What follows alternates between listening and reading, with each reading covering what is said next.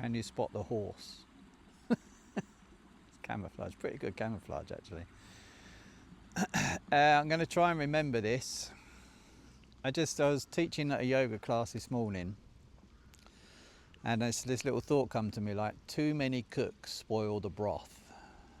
We all know the meaning of that, but I was like, life can be confusing, things can be confusing. I had a message from somebody today or yesterday saying, I think I asked them what are they interested in learning, and the response was, I don't know yet, I just know that something's different in me, and I need to figure out what's changed and what I can do with it, basically, which is a fucking fantastic revelation and brilliant honesty. I've not actually responded to the message yet because I read it as an email rather than in the community, so I will do, because that fucking single sentence really hit the nail on the head, about why a lot of you are probably in the community. Like, you've seen the ad and you know that there's something within you that's not quite right, or that there's something that's changing, your views changing, your opinions are changing, your awareness is changing, but you can't quite pinpoint what the fuck it is. But because of that slight little thing niggling in the background, and that's exactly the type of people that I was targeting, so maybe the ad's better than what I thought.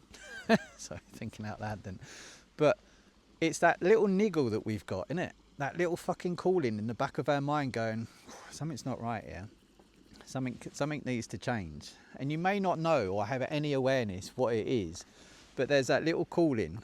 I've had it doing the men's work, like I've been putting off doing the men's work for fucking years, but there's this little voice going, just fucking do it. Just fucking do it, it needs to be done. So, and that's the bit of honesty that I really appreciated this morning, was just having that guy say, I don't know what I need to learn yet, I'm here because I know that something's changing in my perception and my awareness, but I don't know what or where I can take it. And that's fantastic insight, man. Well done. Well done. And then I thought that too many cooks spoil the broth. Eric wants food, probably. Look, he's eyeballing me. Too many cooks spoil the broth. And then I was like, well, it gets confusing in life, doesn't it? I don't want to do a really long video. It gets confusing in life because, like, we're taught to think with the brain, aren't we? We're taught to think with the head. And then you might hear me talking about how our heart has got its own intelligence. So the heart actually feeds, and it's been known since the late 1800s on scientific records, that the heart feeds the brain information, and the heart has a really strong intuition, and it sees things before our eyes and our brain know. So then you're like, well, do I drop into the heart and then feel into the heart? But then it gets messy because we're taught to think with the brain. Like, what's talking? Is it the brain or is it the heart talking? So it gets confusing. And then you've got like spirituality and stuff that talk about the third eye, the pineal gland in the center of the brain, like straight back there. It's in Ra, the symbol of Ra is the cross section of the pineal gland, like, you know. And then you've got like, that's your connection to source. So you've got this internal dialogue as well, which potentially comes from God. Like, if you were praying to God, then that voice in your head potentially is God, or is it just a voice in your head that your thoughts and stuff like that? So then you've got the brain thinking, you've got the heart thinking, you've got the pineal gland connection to source, getting downloads thinking. We're also connected via, he's getting closer. We've also got the potential of being connected via the collective consciousness. So our energies pick up information from the collective consciousness, people around us, energies around us, people's bad moods, depending on how empathetic you are. Empathetic? Then, might not be the right word, but then you pick up on other people's energies and thoughts. Like, I mean, a lot of my brother, firm believer that telepathy, because God says, telepathy doesn't exist. But if you think about telepathy, thoughts are a frequency. Yeah, thoughts are a frequency. So if you can tune into the same frequency as somebody else, it's no different to a Wi-Fi router sending out a signal that your phone picks up on. It's just frequency, isn't it? It's just frequency. Thoughts are frequency. If you can tune into that same frequency, you're going to pick up the radio station, whatever that is. So why do we think that telepathy is not real? How it makes less sense for telepathy not to be real and possible than it does for it to be real and possible. So then we've got the collective. So we've got the brain, we think with the brain. We've got the potential to tune into the heart and listen to the heart. We've got the pineal gland, connection to source. Then we've got the collective consciousness of everything all around us, picking up on other thoughts, ideas, people's energies, messing with our own energies unless we've got protection. We've got external sources of information, so the media, the news, the films, TV shows and stuff like that, which are drip feeding us. It's programming for a reason. It's drip feeding us information which gets dropped into our subconscious and stuff like that. If you watch TV, I think it was up to 60 seconds, you're in a hypnotic state. Okay, it's like if you do a hypnosis course, they tell you this in the hypnosis course. If you watch TV up to, I'm pretty sure it's 60 seconds, 3 minutes absolute max, but I'm pretty sure it's 60 seconds. Within 60 seconds, you're in a hypnotic state, a suggestible state to be programmed, okay? So we got that information coming from us, and then we figure out, and then we sit there and we think, well, what am I trying to think? What am I trying to explore? What do I listen to? Do I listen to, and then you've got the gut instinct as well. Follow your gut, listen to your gut. Something don't feel right in your gut, you've got gut intelligence as well.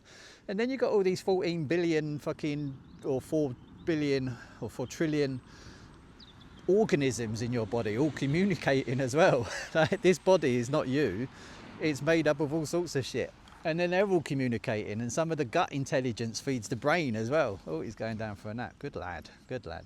He never used to do that, but he's obviously feeling safe now because we do natural horsemanship with him now, so that's good. So I mean, there's just so much information incoming. It's not surprising that we're all fucking confused and we don't know what to do, because we've got people telling us to do this, we've got people telling us to do that, we've got connection downloads from source, we've got numbers speaking to us. Like, there's so many different inputs. It's really hard to find that stillness and that peace. Like, so what do you listen to? What do you listen to? And I would suggest that we find a way to drop into the silence. And then it doesn't matter where it comes from.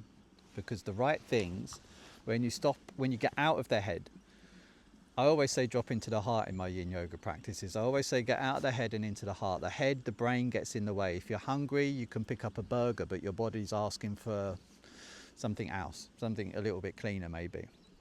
Or you pick up a cake or a donut or something like that. It's a sweet tooth for me. Or you got a headache and you pick up a pill rather than drinking water or having a rest. Like, you know, the brain gets in the way. The body communicates to you, but then your brain transmits and goes, well, if I just take this pill, my headache will go away, rather than going, actually, I'm really thirsty or I'm really tired. I just need to take a minute, have a drink, sit down, close my eyes and just be still. Like, so the brain gets in the way, yeah? You know, I'm tired. Your body's telling you, you're yawning, you're tired, but you just drink a fucking coffee instead, rather than having 5 minutes and having a break or a meditation or something like that. So your brain gets in the way. The body's telling us stuff and the brain gets in the way. So what we need to do is find a way, and it's different for each and every person. It's really different for each and every person, is just to find a way to drop into the stillness, the quiet, and lay your head down and chill the fuck out. Look at that. What a beauty. He's super relaxed. That's amazing. I love it. Yeah. So, and that's what we need to do. Well done, Eric. Like, I've soothed him. I've relaxed him with my message of calm and peace. So we need to find a way for us individually, and it comes in different ways, shapes and forms, but stopping into the stillness, like sometimes driving is a really good one for me, because it's an automatic pilot. I'm not thinking about anything that's happening, and shit just comes to me. Shit just comes. I don't know whether it's from my heart, from my head, from the downloads, from my gut biome. I don't know where it's coming from, collective. But that's when I get like epiphanies and downloads and information. Or if I'm teaching a class, when I'm really just like connected to the moment, connected to the class, and like the people are resting into a pose and I've said a bit, and then I just get this little ping. Like, it's like, there it is. It's when you're not looking for the thing. Stop looking for the thing. Let it come to you. And it only comes to you when there's stillness and when there's peace. So, too many cooks spoil the broth. simplify things. And I'm going to shut up because that's 10 minutes. Peace out, lots of love, hope you found it useful.